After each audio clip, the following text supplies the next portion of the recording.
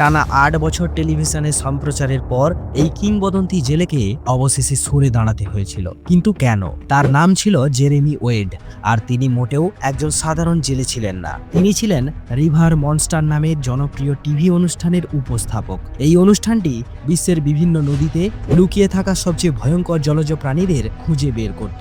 ভারতে 200 পাউন্ড ওজনের বিশাল ক্যাটফিশ থেকে শুরু করে পিরানার থেকেও ভয়ঙ্কর দাঁতওয়ালা টাইগার ফিশ জেরেমি প্রায় সবকটি ধরেছিলেন।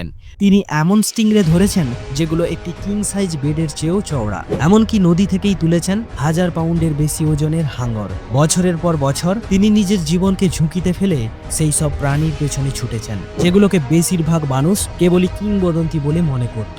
দর্শকরা দম আটকে দেখতেন যখন জেরেমি বুক সমান কাদা জলে দাঁড়িয়ে অপেক্ষা করতেন। তিনি জানতেন একটা ভুল পদক্ষেপই ভয়াবহ বিপর্যয় ডেকে আনতে পারে। বহুবার সেই দানব পাল্টা আঘাত করেছে, হুক ভেঙে দিয়েছে, নৌকো পর্যন্ত উল্টো করে দিয়েছে। এমনকি একাধিকবার জেরেমিকে টেনে নিয়ে যাওয়া হয়েছে জলের নিচে।